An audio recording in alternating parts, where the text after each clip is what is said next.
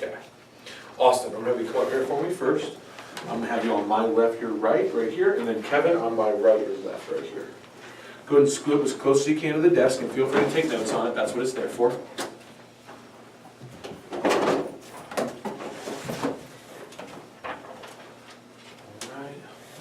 And Austin, won't you come in? And Kevin, won't you come in? Perfect. Awesome. All right, guys. First of all, just introduce myself to both of you. My name is Brian. I'm one of the district manager here in Charlotte. That puts me in charge of the recruiting and the training and management of all of our Cutco sales reps here in the greater Charlotte area. I've been with Cutco since I finished my senior year of high school. I finished my senior year and I was going into my freshman year of college. I went to school here at UNCC where I was a finance major. And I was just looking for a summer job where I could get some experience. I wanted to find something that was going to help me separate myself from my peer group.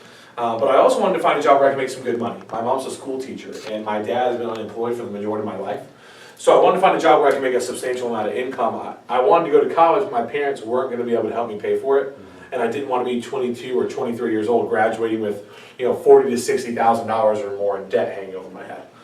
So I wanted to find a job where I could pay my way through school. And then I also wanted to find a job where it was fun, because at the time I was young and it didn't matter how much money I made or how much experience I got. If it wasn't fun, I wouldn't be able to do it for very long anyway. Right. And the Cutco job seemed to fit everything I was looking for. So I was really excited about the job. I was selected for the position and went into the training enthusiastic about the products and the program. And I didn't break records, but I did pretty well. I sold about $9,000 my first 10 days on the job. I sold about $30,000 my first 6 weeks.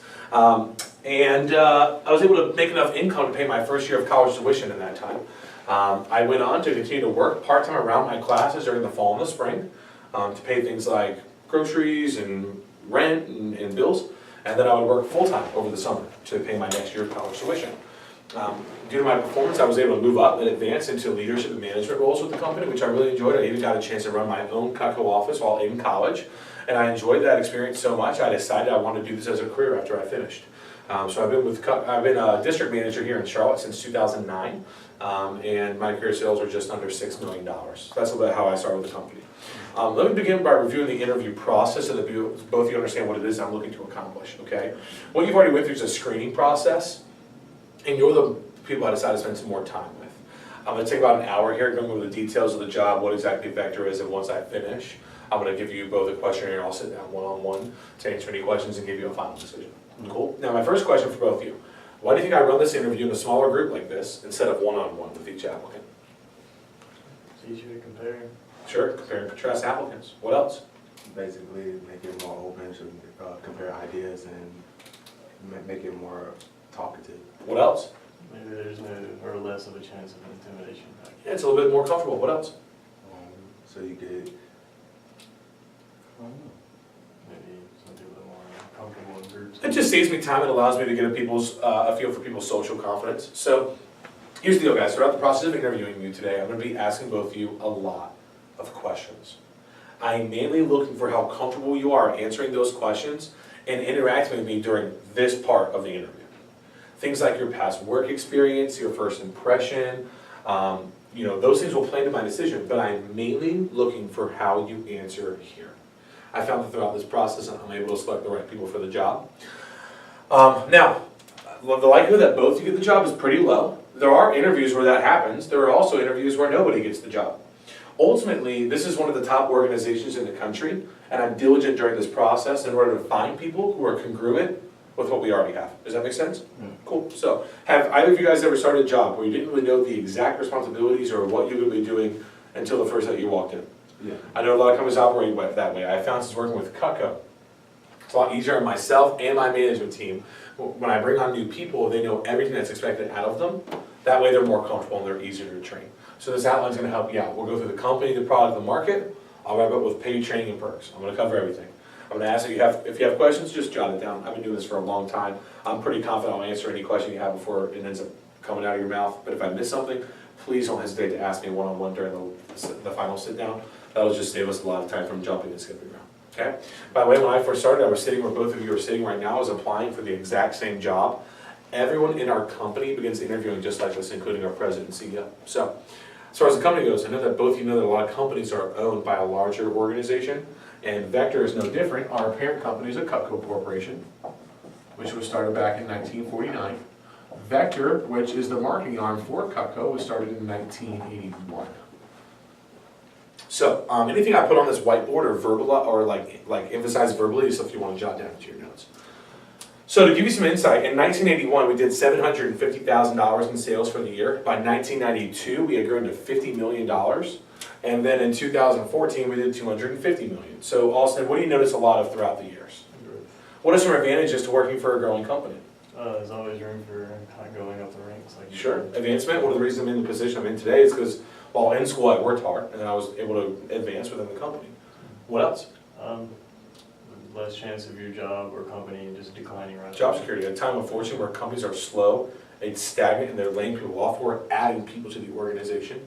As far as the corporate structure, we're split into 6 regions in the US. We also have a region in Canada. Our office is part of the Eastern region, and more specifically, we're part of something called the Carolina Division, which is every office located in North Carolina. So to give you an idea of how we fit into the big picture, we're one of about 10 offices in North Carolina. We have over 350 Cutco offices like this nationwide. Your interview was ranked last year the number 3 office in the company. Now we work with a lot of different types of people. We work with a lot of high school and college students. I work with career professionals who do this full-time as their full-time job, and then I work with reps who work here for part-time or supplemental income around another full-time job or a family. Now, Kevin, I found that a lot of large companies don't like working with college students and young people. Why is that, do you think? Because they probably don't want to plan on sticking there, they just want to use it for time to time. Work on a short-term basis, what else? Probably because of lack of experience or time that they can put into the job and not study. What else? Probably because they just don't know what it is and they want more entitled people probably with experience. Sure, less more, students are very unexperienced, their schedules are tough to work with, they have other priorities. Right. We, on the other hand, we like working with college students because we found that they're naturally used to learning, so they pick stuff up fast. Mm-hmm. And a lot of times you're just naturally attracted to the program because of the perks that we provide for college students. We do have an academic advisory board comprised of 6 professors, just to really help us with a very strong educational foundation and training our people. It's right here.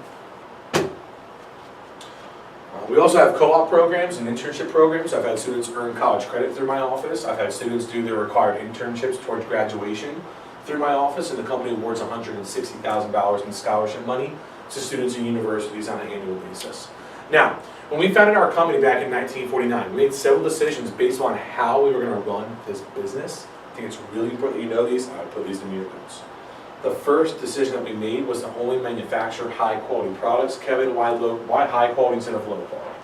So you can get the more bang for your buck. Right, people like quality. We've had the same simple, basic product line since 1949. Today, the company does not add a product into the product line until it's defined as the best of its kind.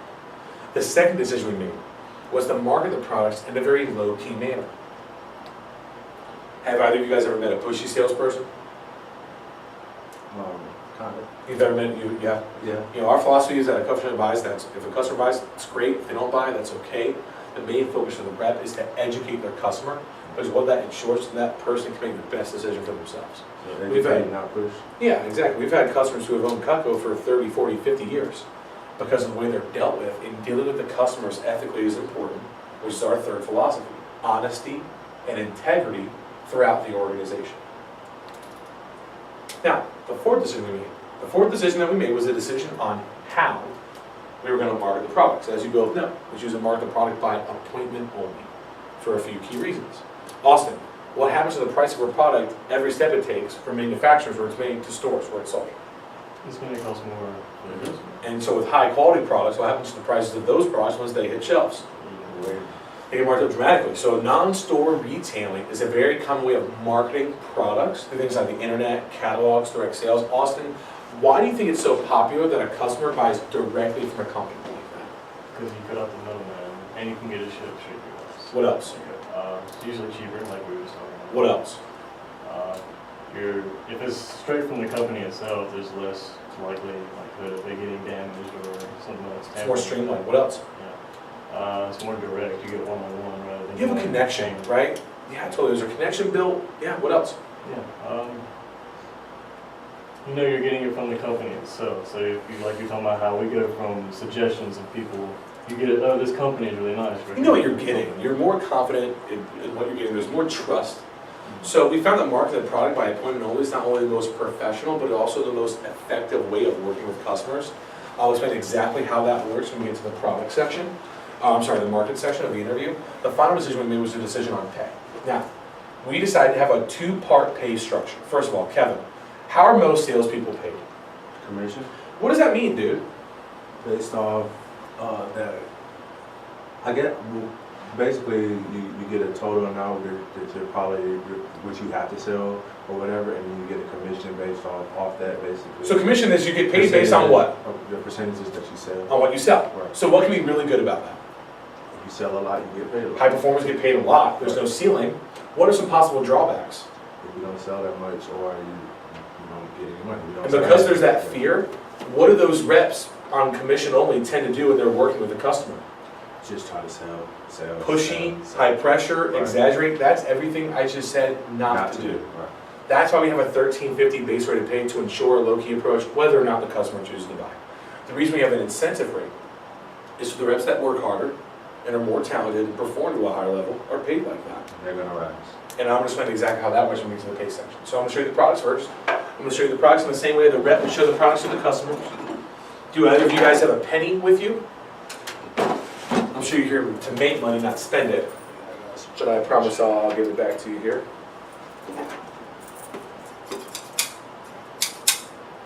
What's the next? Do you have a penny? I don't want to take a nickel from you. Nothing? Go to the penny stash.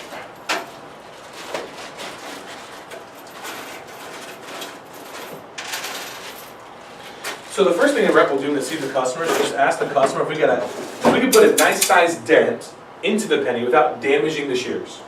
Would the customer be impressed? Usually they're like, yeah, go for it. So we'll just make them some quick change.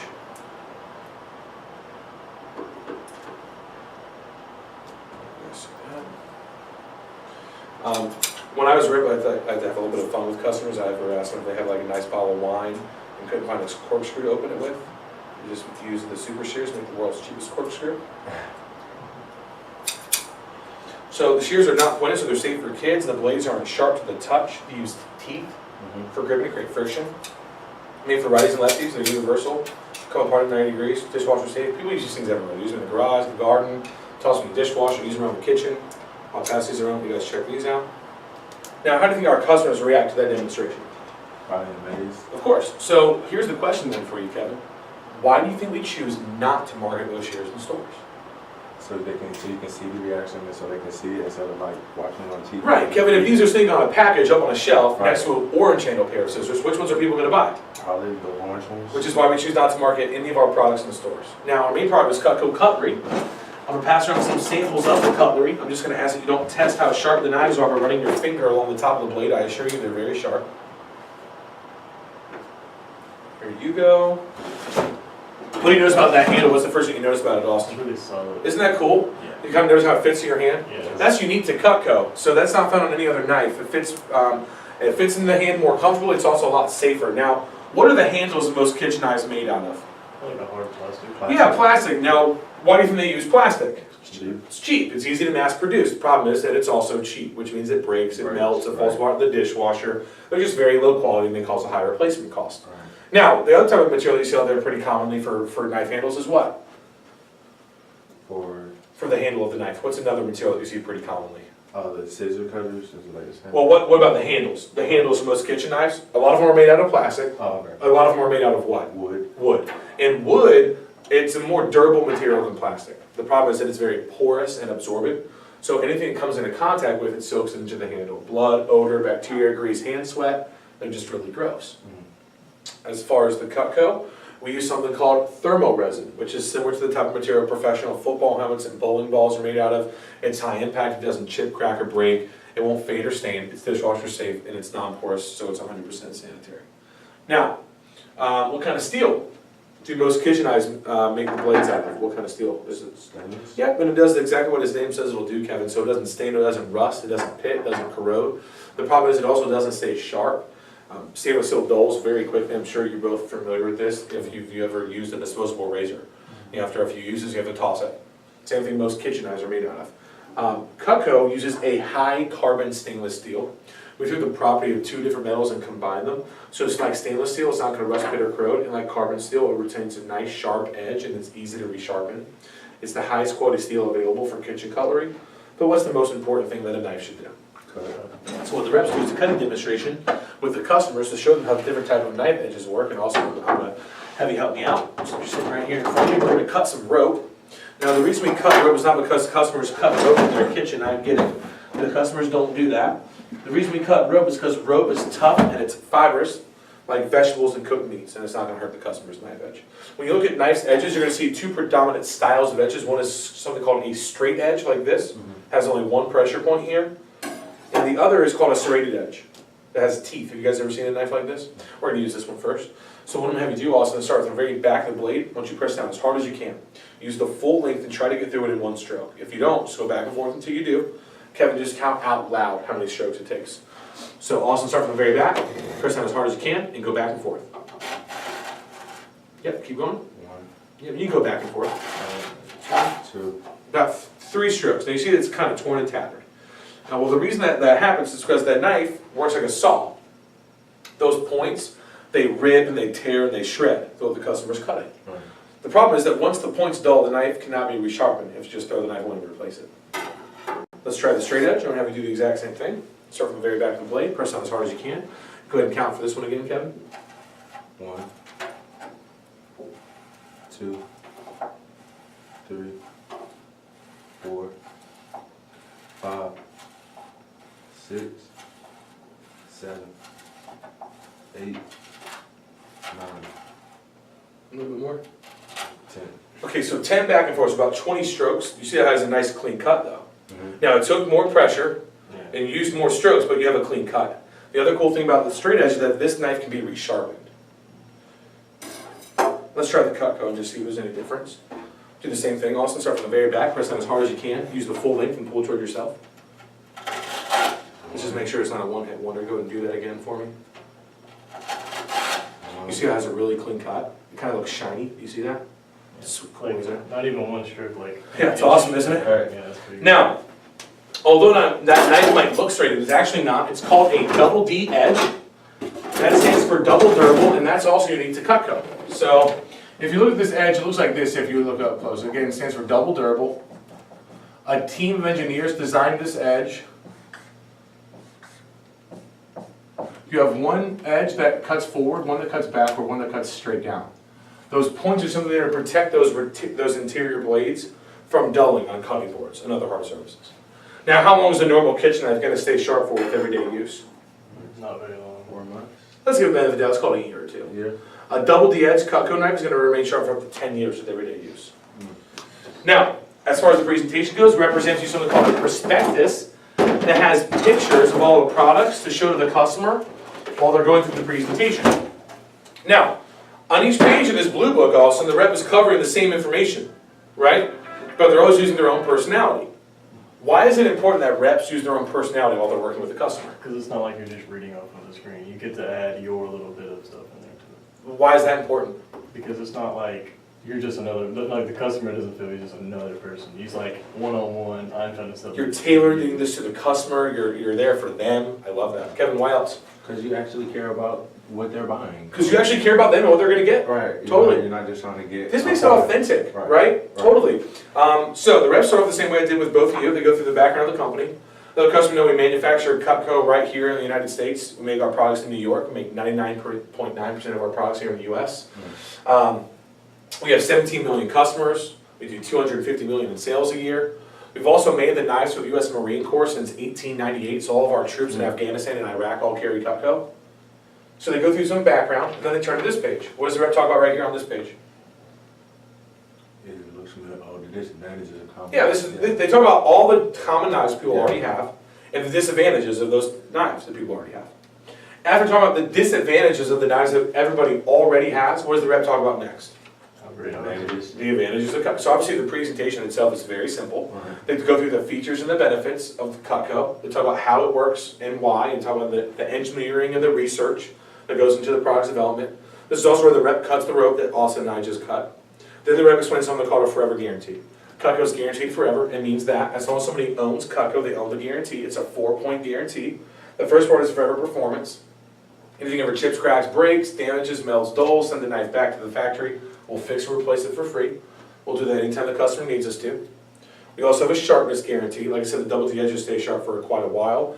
The straight edges are going to do a lot faster. A customer can send back one knife or two. They can send back 3 or 4. I mean, they can send back their whole set. We'll repolish, refurbish, and resharpen it. We'll send it back to them in about a week's time. They have a brand new set. They can do that anytime they want to as well. We also have a misuse or abuse policy. What that says is if something were to happen to any of the products that wouldn't happen during normal use, the customer may send the product back. We will replace it for half the current retail value. The last part is a 15-day unconditional money-back guarantee.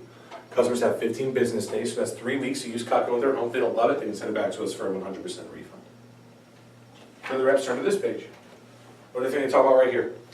Types of Cutco. Different types of tools, what it's called, how it's used, and what kind of foods the customer would cut with that specific tool. Instead of doing a lot of talking right here, what is the rep doing more of? Yeah, they're cutting a bunch of stuff up, they're demonstrating the product, letting the customer get a chance to use it. So this part's really fun for both the rep and the customer. What does this look like? This is a rating knife? This is a little butter knife, right? Yeah. We call it a table knife because it's shaped like a butter knife. So it has a wide blade and a rounded tip, just like all the butter knives do, but it also has a double D edge. You can cut through things like chicken or steak. This is just another quick visual demonstration that customers get a kick out of. I'll show you this one really quickly here. We use leather because it's like a tough meat or a tough steak. This is just a normal steak knife. Go ahead and take this one here. Also cut back and forth in the air. Okay, and then try the Cutco and just see if there's any difference. Just do the same thing. Alright. It's cool, isn't it? Go ahead and take that one. Go and cut back and forth. Okay, you can kind of feel it ripping. Right. Try the Cutco and just see if there's any difference. It's like you just. It's cool, isn't it? Pulling through Yeah, butter. you- Yeah, straight So the down. table knives are Straight awesome. down. That's another one that customers like. Then the rep turns to this page. What do you think the rep talks about right here? The whole kit. Yep, set combinations. We have about 15 different sets of Cutco ranging in style, size, and price. This is our complete set. It's one that I have for people that love to cook or that cook all the time. We also have a medium set between these for people who like to cook, and this is our little basic set. We sell 17,000 of these every year. It's called the Homemaker. It's the most popular set by far. The basic one. This one right here is called the Homemaker Plus 8. At that point in time, what does the customer want to talk about? The product. Right. Yeah, exactly. And I'll get to those here in just one moment. As far as the product line goes, we have a very wide range of products. We do have garden tools that are really cool. These are awesome. Our hunting and fishing knives are very, very popular too. I'll show you guys one of these really quickly. This is called our Fisherman's Solution. The handle is made out of kraton. It's the same thing scuba gear is made out of, so it's tacky even if it's wet. You have a nice 6-inch flexible fillet blade, so you can get it nicely out of the fish. Sharpening stone built into the sheath. Small groove to also sharpen hooks. You also have a line cutter built in, so the customer's ever hung up, they just run the line through that notch and the legs exposed. And then the sheath itself does a pair of pliers, so you can hold the fish down. Now, if people catch a smaller fish, they need a smaller knife. Bigger fish, bigger knife. So we invented something called a cam lock, so the blade will go from 6 inches to 7, 8, all to 9 inches. It's fully flexible in all those positions, comes completely out of the handle. Just toss in the dishwasher, keep it sanitary between use. Pass this around, you guys check this one out too. That's pretty cool. It's cool, isn't it? Yeah, it's awesome. Like I said, we made the knives for the U.S. Marine Corps since 1898. This is not a military issue version. It's one that we make available for customers, but it is really badass. We have barbecue tools, gadgets, and accessories for the kitchen. Again, a very wide range of products. Now, have either of you guys ever looked at what high quality kitchen cutlery costs? You have any ideas what the prices range? Probably like $700. Depends on how many knives you're looking at, right? So to give you an idea of the price point of Cutco, individual knives go from $30 on the low end to $185 on the higher end for an individual knife. But customers place orders with reps that range between $30 up to a couple $1,000s or more, just depending on what they need, what they want. However, the average customer spends $250 with a rep.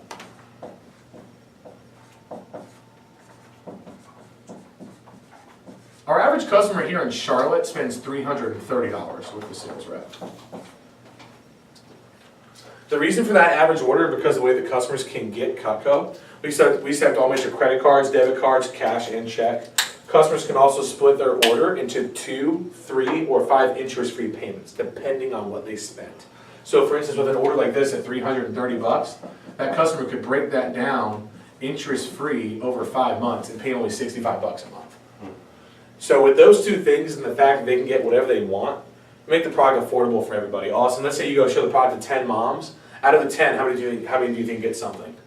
Let's say 7 to 8. Yeah, and our top reps are in that 7, 8, 9, 10 out of range. Okay, national average is 6 out of 10, so 60% buy. And the average here in Charlotte is 7 out of 10.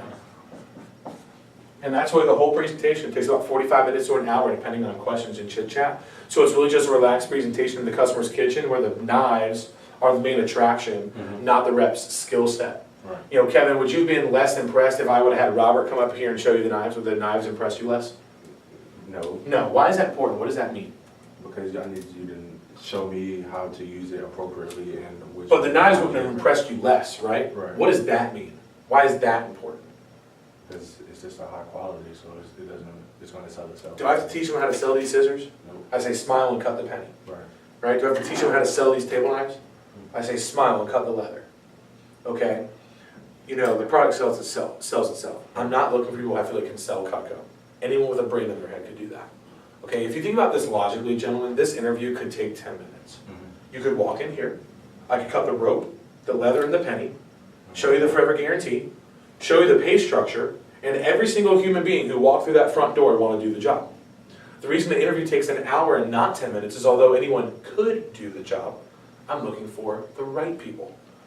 Like I said, this is one of the top offices in the country. We're looking for people who are congruent with the team that we already have. Does that make sense?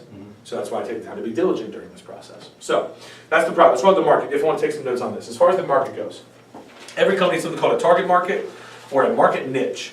And that's just simply who they sell their products to. Now, as far as our target market goes, it's really simple. Most people do not have good kitchen knives. They have the typical kitchen knives that we cut that rope and leather with. However, do you think they're actively looking to go buy high quality ones?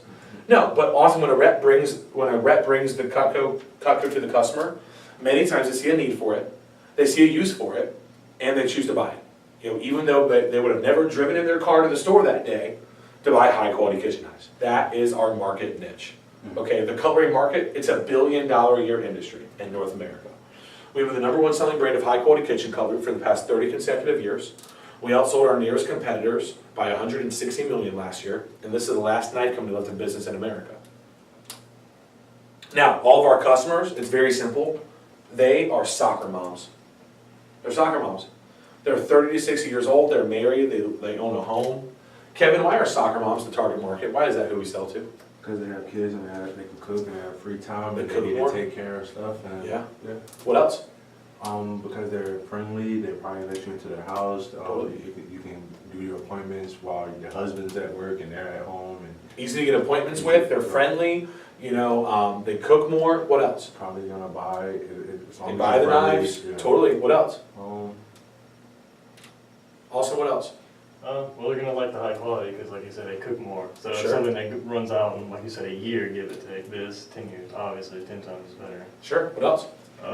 With the kids around, you said it's not sharp to the touch. That's obviously gonna be a bonus for the kids, not to walk up, touch it, and then they cut it like that. Now the knives are sharp to Yeah, the yeah, touch. yeah. The super shears though. But like you see, like the butter knife can cut through leather. That's one of those normal things. Sure. The kid's not gonna like. And here's the other reason. Okay, so moms, they have need and use for the product, they cook more.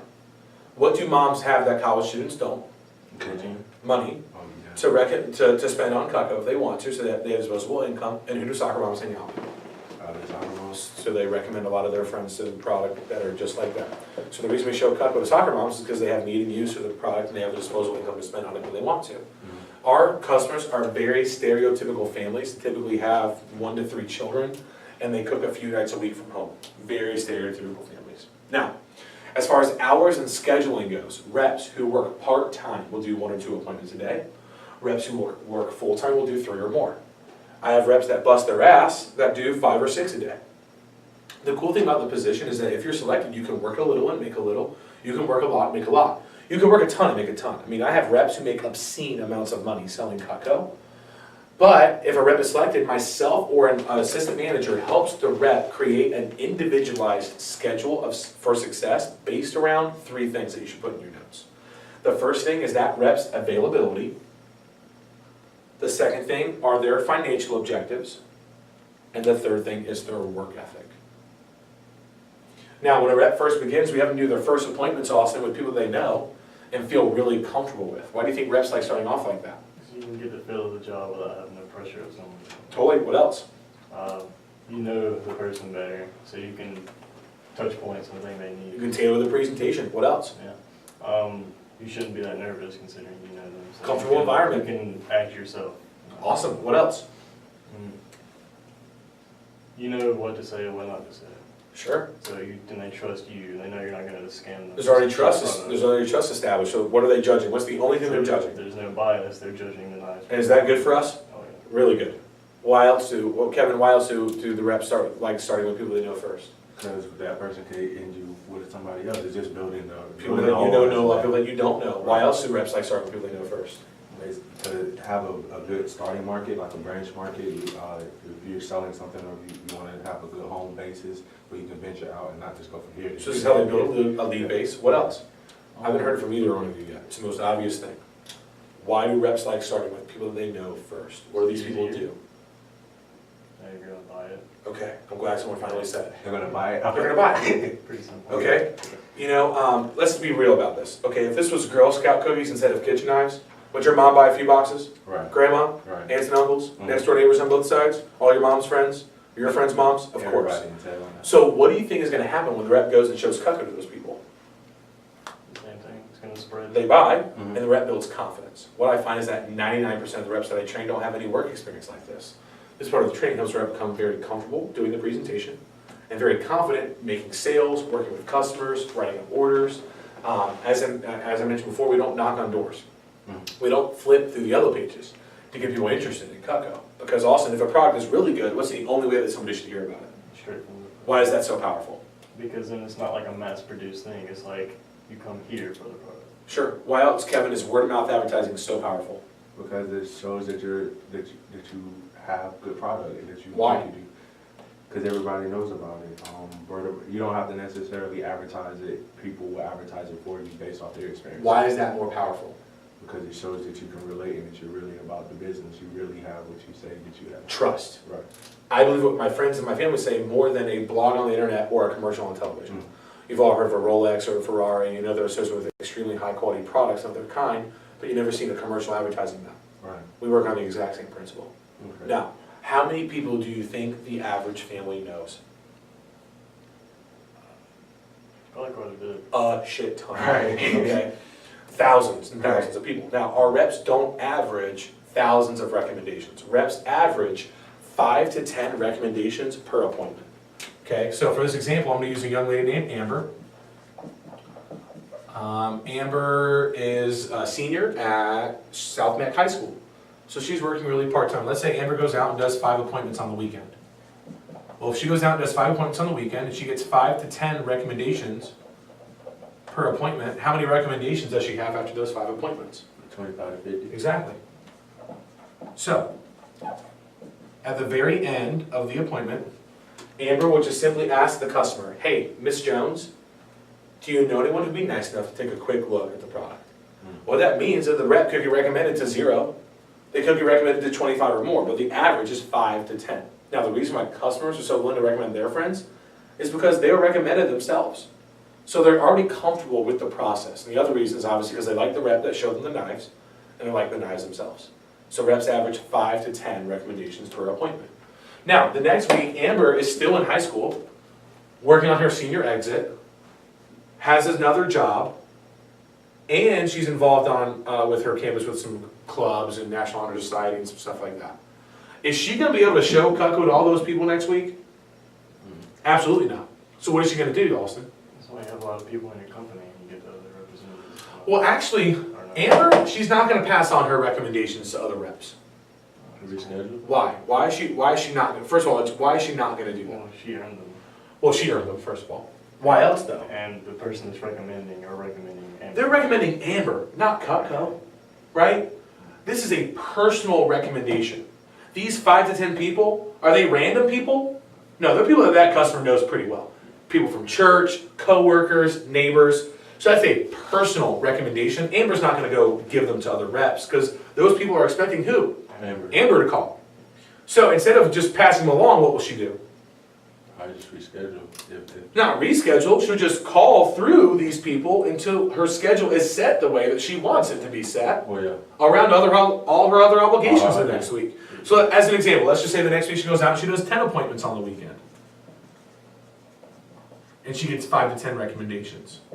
How many recommendations does she have by the end of that week? 50 to 100. Right.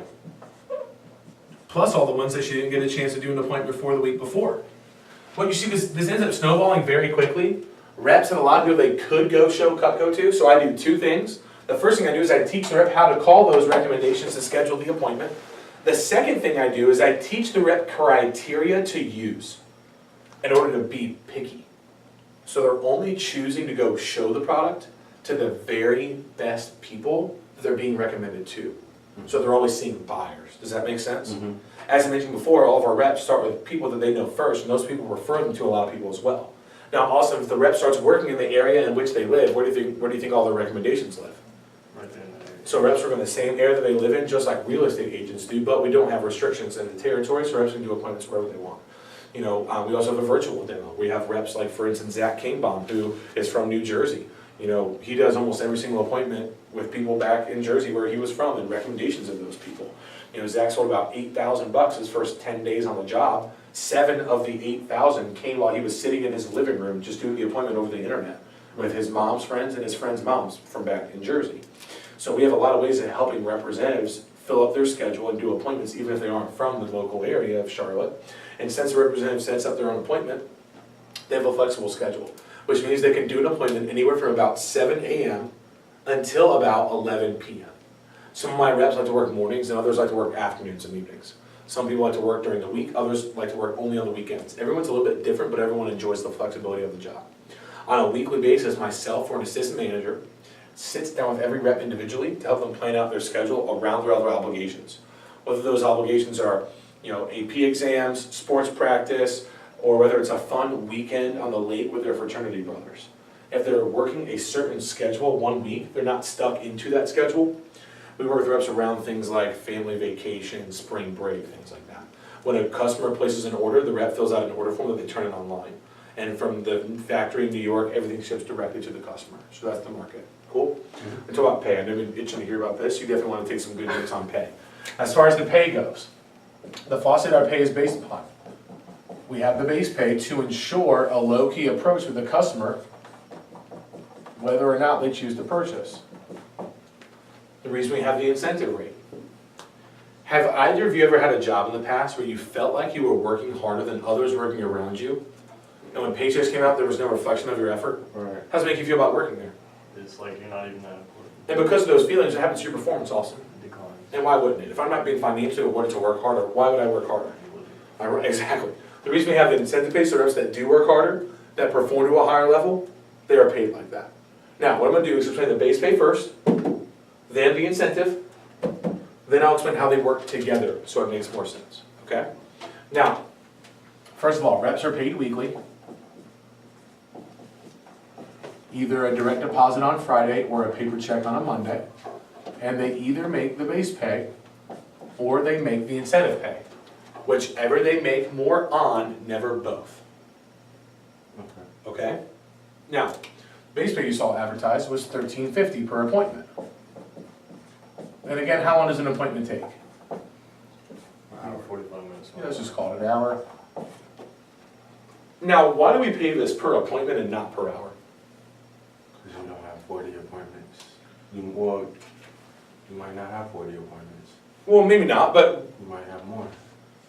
I mean, yeah, well, here's the deal. The reason we pay this per appointment and not per hour is because some appointments take less than an hour. Sometimes you go see someone who already owns Cutco, and they're like, Austin, I didn't realize you were working with Cutco. I love this stuff. I already know what I want. I want one of those, I want one of these, I want one of that. What do you have that's new? Okay, I'll take all that stuff too. And you're in and out in like 20 minutes. Other times you see a family friend you haven't talked to in a year, and they want to catch up. So you spend 45 minutes doing that before you even start the presentation. Then the presentation takes you 45 minutes. And then at the end, while you're cleaning up and running up their order, they're like, hey, why don't you just go ahead and stay for dinner? And you're there for a few hours. The reason we do it per appointment is so it's a guaranteed base rate of pay working with that customer regardless of what happens. Okay, so For an example, if the rep were to do 10 of these appointments, they're guaranteed $135. 20 appointments, they're guaranteed $270. 30 appointments, they're guaranteed $405.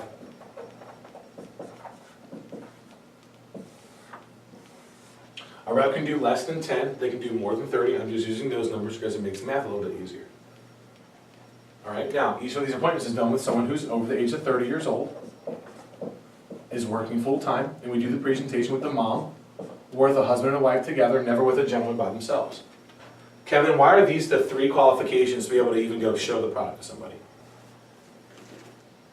I don't necessarily understand why not the dad by himself. Because selling cut crew to the dad by himself is like selling power tools to the wife by herself. Okay. Think about it. Does your dad go shopping for blinds and drapes? Is he the one going picking out colors to repaint the kitchen? Nah. No, mom does that, right? Right. Now, if we see them together, we sell even more. Right. So it's better to see both of them. Right. But if it's only one-on-one, we see the mom. Okay. Why are these the qualifications? Makes Awesome. no sense. Makes no sense. This guarantees that the customer's gonna what? More financially stable. Yeah, it means that they're gonna buy. This is just guaranteeing that we're going to see buyers. Right. Now, if the rep needs the base pay for the week, they fill out something called a QPR. That stands for a Qualified Presentation Report, and they turn that in along with all their orders at the end of the week. So that's how we keep track of the base pay. Is that pretty clear? Mhm. Cool. I'm gonna talk about the incentive. The incentives are designed to reward people who do better. Now, these incentives are based upon the rep's career sales. What that means is they don't ever start over weekly, monthly, annually. Once a rep earns a level, they can only move up, never down. Does that make sense? So when they're new, from 0 to their first $1,000, they make a 10% commission. Now, what did I say our average customer spends with a rep? 250. $250. So,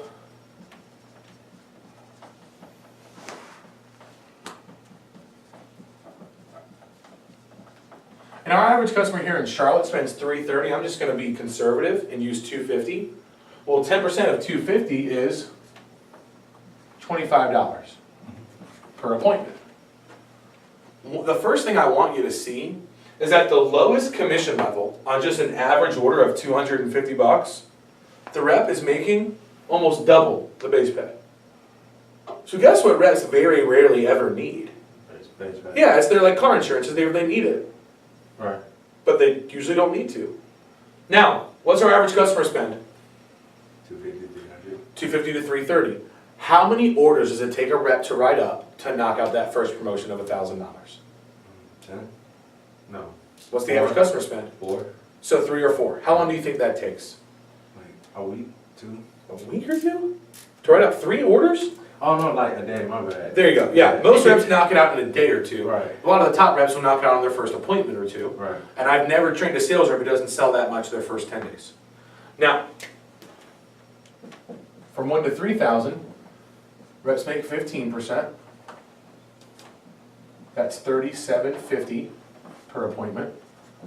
3 to 6,000, 20%. That's $50 per appointment. 6 to 10,000, 25%. 6 to 250 per appointment. $10,000 and above, reps make what we call dirty 30. $75 per appointment.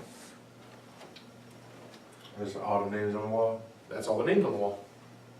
Now, our commission levels do go above that into 40, 45, and eventually all the way up to 50% commission, so our top reps make half of what they sell. It is, very much so. Right. Now, let me give you an example of how these work together so it makes more sense. I would definitely put this example here into your notes. Let's say, as an example, the rep goes out their first week and they do 20 appointments. Well, if they do 20 appointments, they're guaranteed the $270 from base pay. Let's say the rep writes up $1,000 on those 20 appointments. So they sell $1,000 on 20 appointments. Is that above or below average? Below. It is below. You know, average, if a rep is average, how many people out of 10 are going to buy? 8. Well, if they're good, there's gonna be 8, but if they're average, it's 6, so that's Like 12 out of the 20. Right. The average customer spends $250, so that's like $3,000 to $4,000 typically on 20 appointments. But since the rep is brand new, they make a 10% commission. So that means they made $100 from the incentive pay. So the rep was guaranteed to make $270 from base pay. They made only $100 through the incentive pay. What is their paycheck for, base or incentive? Base. Base. And why is that? Because it's less. Well, because it's more. Because it's more, the rep makes either the base or the incentive, whichever they make more on. Now, for the let's say the second week the rep goes out and they do that same 20 appointments, so they're still guaranteed $270. Let's say the rep writes up $2,000, so still not quite average. Well, since the rep has already written up $1,000 in their career, they make a 15% commission, which is $300 from the incentive pay. So the rep was guaranteed $270 from base. They made $300 through the incentive. What is their paycheck for, base or incentive pay? Incentive. Incentive, and why is that? Because it's more. There you go. And so it won't go down? Never goes down. So let's say the third week the rep goes down to do those 20 appointments. Well, they're still guaranteed $270 from base pay. Let's say this week they have an average week. 6 out of the 10 people buy and the average customer spends $250. That's $3,000. Well, $2,000 plus $1,000, going into that week, they're over $3,000. That's 20% commission, which is $600 from the incentive pay. So the rep was guaranteed to make $270 from base. They made $600 through the incentive. What is their paycheck for, base or incentive? All those people that you saw on the board out there make dirty 30. How much money would they make on that sales week? 600. Nope. 10% more, so they make Oh, 900. 900. And then the top reps make half what they sell, which would be 1,500. So as a rep increases on that percentage scale, what are they more focused on, base or incentive pay? Incentive. Of course, but they always have the security of the base pay there for them. Let me just read how these programs work for clarity, so it makes a little bit more sense. Reps are paid weekly. Paychecks are mailed out from the factory. They arrive on Mondays, but most reps set up direct deposits. They get paid on Friday. Reps get whichever pay program is higher, never both. At the end of the week, they fill up their QPR. We multiply that by $1,350. That's what they're guaranteed, no matter what. Then they put all their orders into the computer system. That computer system keeps track of what they're at in career orders and lets us know what they made from their incentive on that week. That's all done automatically. The rep doesn't have to do that math themselves. Whichever one of those figures is higher is what we pay them. We don't ever make them choose. We always give them the higher of the two. So on a week-to-week basis, if I select someone to work here, they can expect to receive a stable, steady, consistent paycheck, but with the commission, there's no ceiling for amount that they can make. Is that clear? Yes. Is it easy for both of you to see, now that you've seen this pay structure in detail, why it is the interview takes an hour and not 10 minutes? Right. That's why I tend to be diligent during this process. So also, all of our reps are independent contractors instead of employees. All it means is we get something called a 1099 form for our taxes instead of a W-2 form. That just allows reps to have some tax advantages, such as write-offs and deductions. That's all covered during the training for those who do get the job. Cool? So that's pay. That's all the training. You definitely want to take some notes on training. The reason we can afford to have the pay program that I just showed you, gentlemen, is because of the quality of our company's training. In training, we're able to teach our people everything they need to know in order to be successful with us. This training is designed to enable us to take someone who has had zero work experience and teach them how to be successful selling Cutco the right way. The training seminar has been recognized throughout our industry. We've been written up in 52 different collegiate textbooks. This is an excerpt out of one of those where they did an entire case study on our company, focusing on growth drivers and corporate structure. You guys can look at this a little bit later if you'd like to. Our training program has been implemented as required curriculum at 9 state colleges throughout the United States, including NC State and Raleigh. Students that stayed for over 10 years, depending on their major in business school, were required to go through a 400 level, a senior level marketing course.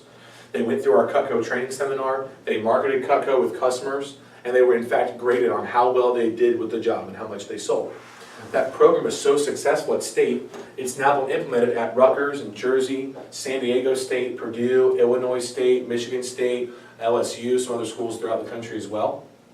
This is a letter from a man named Dr. David Henner. He's the head of the International Business Department at NC State. It's just a letter that he wrote talking about the experience the students gained working with Cutco during the semester. You guys can read this a little later if you'd like to. The Wall Street Journal has highlighted us 3 different times in articles. AOL.com voted Cutco the number 4 part-time job in America in 2013. This training is the reason why. So as far as the training goes, we split the training into 3 different phases.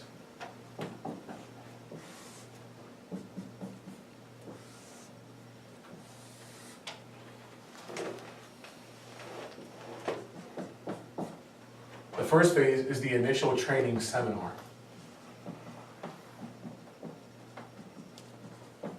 I hold that here in the office for 3 days.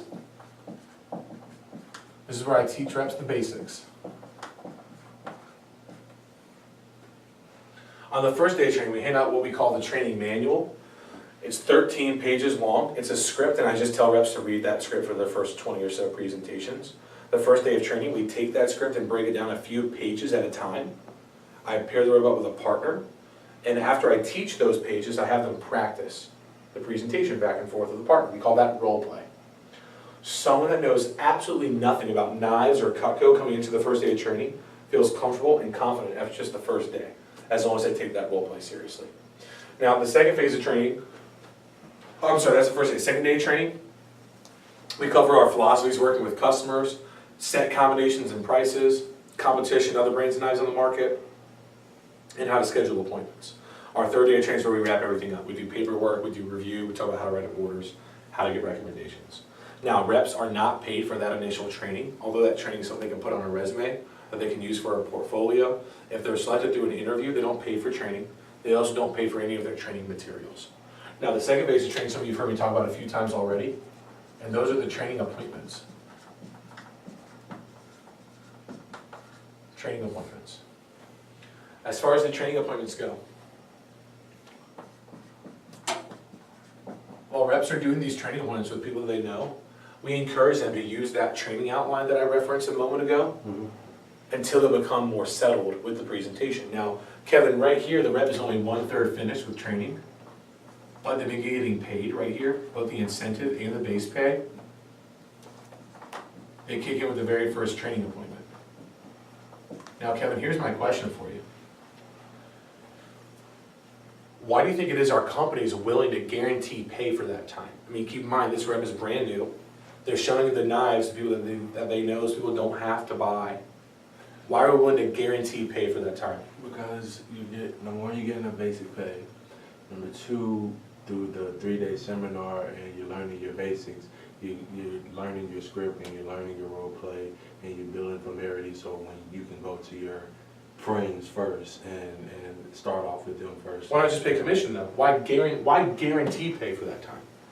To basically try to implement or try to motivate the customer, the person who try to motivate me to sell the product to the best of my ability without having to worry about. Well, the rep is going to do a way better demo, aren't they? Right. When they have the opportunity to make money on the commission, Right. they're going to do a better presentation. Right. They're going to care more to make that sale. Right. So that's part of it. Why else, Austin? Because you know that comfort. Not comfort, but what? Like about the Stability. yeah, like knowing you're gonna like you. Are, Knowing, that's what? Yeah, like confidence. Confidence. This should show you, the reason that we guarantee pay for this time should show you the confidence that we have in our training, in our products, and in the people that we bring on. Bottom line is this, if you're selected for the job and you go through my training seminar, you're going to be successful to a high level. I'm going to see to it, Right. right? Now, most of our reps will do between 10 and 30 of these during their first 10 days. That's not mandated. I've had a handful of people do less. I've had a lot of people do a whole lot more. It's just what tends to happen. Now, do you think questions come up on these appointments that the rep doesn't know how to answer? Right. Situations they don't know how to react to? That's why we have the last phase of the training, which is called ongoing training.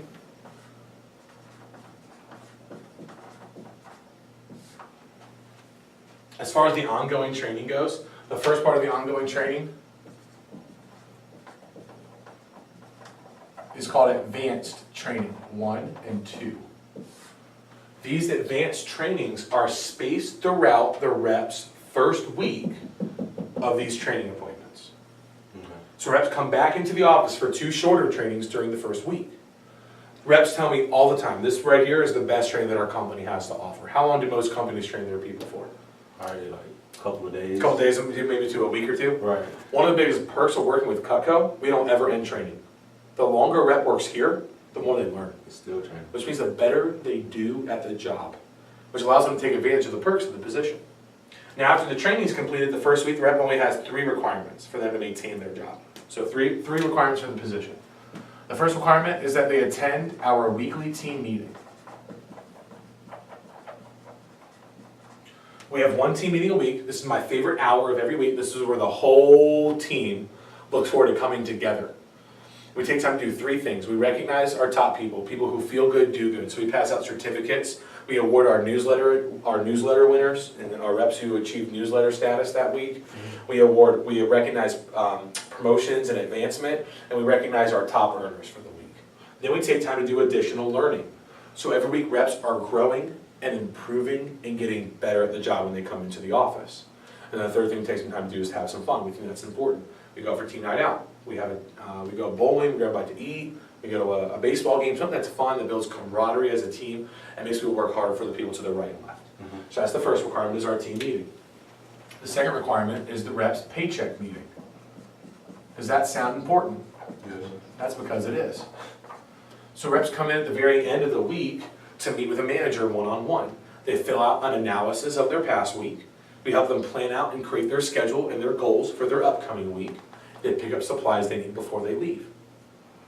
So after the training, the reps are required to come to the office twice a week, once for a meeting with the whole team, and once for an individualized meeting with a manager.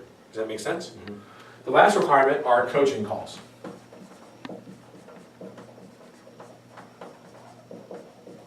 And these are by far the most important part of the job when the rep's new. When the rep is new, they're required to check in after each what? Appointment? Yep.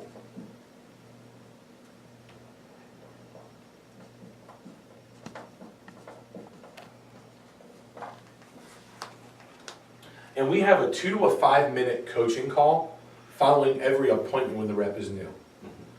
It's like calling a timeout in basketball. We're able to break down what happened. Hey, tell me about what happened. What did the customer get? What did they say? Did anything pop up that you didn't know how to handle? Any questions that you have that you didn't know how to answer? We're able to give the rep tips and encouragement. We're able to light them on fire and motivate them before they go into their next appointment. So again, this is the most important part of the rep's job when they're new. Now, after the rep's been around for a few weeks, they don't have to call us after every appointment, although a lot of them choose to because they like it. It helps them get better at the job. But they're only required to call in for a coaching call once a day, once they've been around for a while. Cool? So that's the training. Is that pretty clear? Cool. Remember some perks. The first perk is our Fast Start program. This is awesome. Okay, we give our reps the chance to win over $2,000 in cash and prizes their first 10 days on the job, on top of all their commission and company-based promotions. I'll go ahead and tell you right now, if you get selected for the job, this is the most badass contest you have ever been a part of. It is so sweet. So the Fast Start's cool. Also, the sample program is a perk.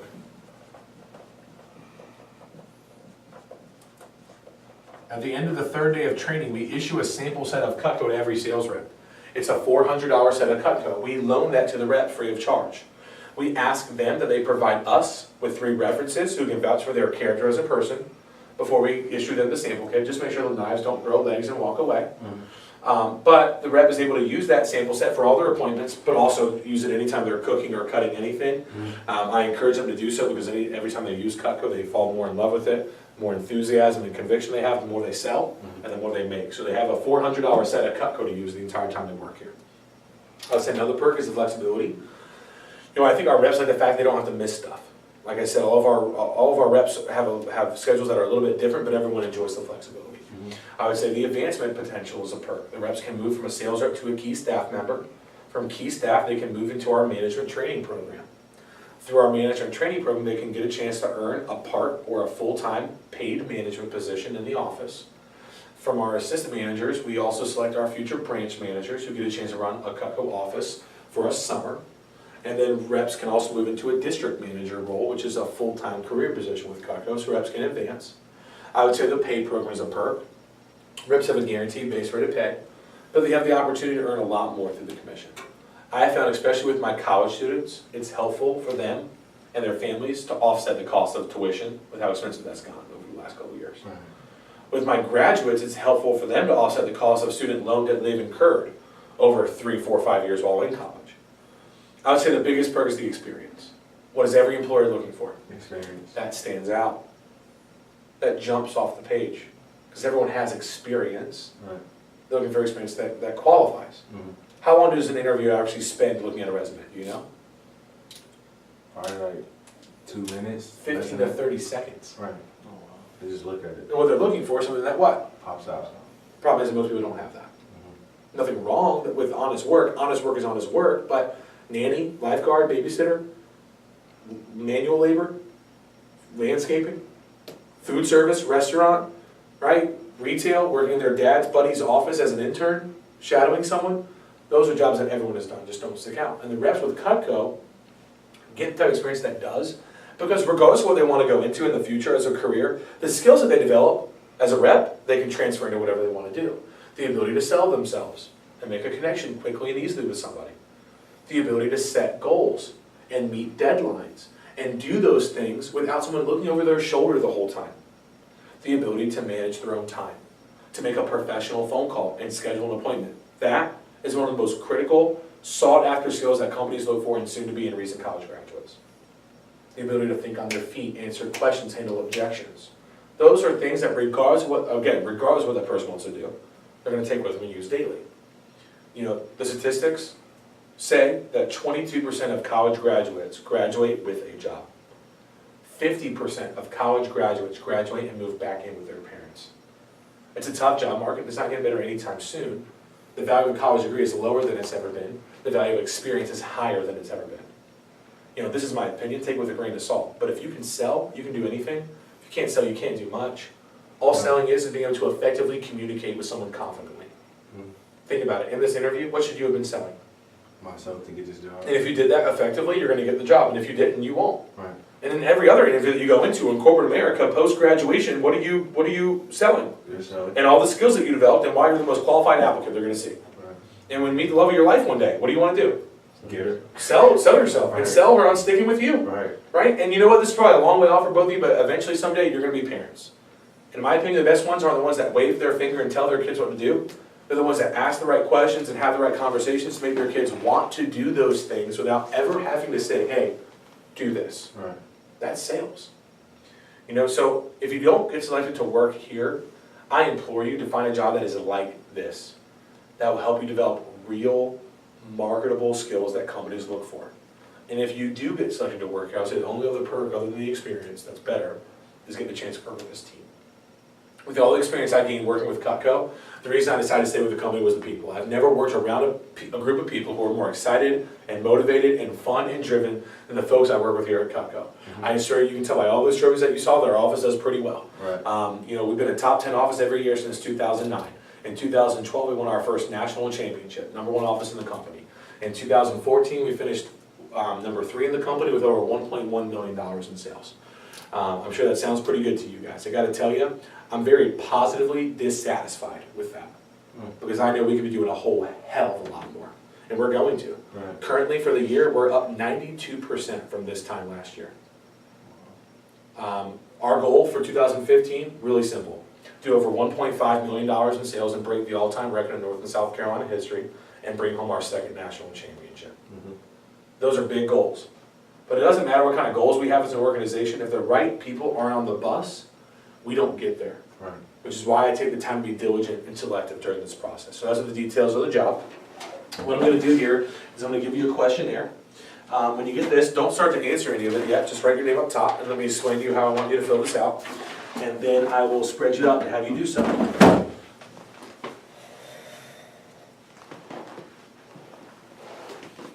Okay.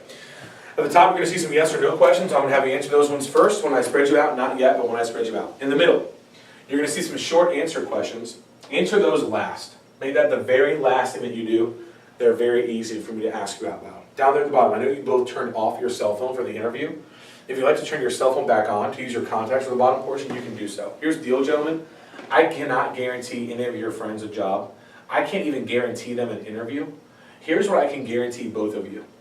One of the questions that I ask myself when I'm making a hiring decision on someone is, will this person be someone who builds our team? You totally don't have to write people down, but it will help your chances. And if you want a room on the front, write as many as you want to on the back. Go ahead and grab out a clean sheet of paper. I'm going to give you 2 open-ended questions. I want you to just jot the question down for now. I'll spread you out in a moment to have you answer it. Can you hook them up? Yeah. Appreciate it. So just write the question down for right now, and I'll spread you out in a moment to have you answer it. It's okay, it doesn't mean you're pretty. Okay? First question, what are 5 goals that you have in the next 4 years? 5 goals in the next 4 years. Second question, why should I select you for the job? I want to take a quick second to apologize to you if you don't get the job. You know, I'm only going to spend roughly 5 minutes to give you your job decision. And I get that after an hour-long interview, that's not enough time to tell you in detail why you were not selected. If that's the case, I'm going to ask that you call me personally tomorrow. I'd be more than happy to go through in detail at that point why you weren't selected. But also what I'll do is I'll give you some tips for future interviews so that you can do better in the future. I also want to apologize to you if you do get selected. And I know that sounds weird, but the reason I tell you that is because I'm only going to spend the same 5 minutes with you. And if you get the job, that's not enough time to congratulate you the right way. It's definitely not enough time to get to know you and get to know what you want out of the job, so I know best how to serve you as a leader. But trust me, we'll have more than enough time to do that when you come in for the training seminar. When you're finished answering the questions, everything I spoke about during the interview, I'll leave up here for you to come look at. Feel free to come check it out. Just be courteous and quiet, to be courteous of people still working in the area. Be careful with the knives, they are very sharp. And I'm going to get both of you out of here in a timely manner. The order that you get called back has no bearing whether or not you got the job, okay? I'm going to have you fill in your chair right here in the middle, and you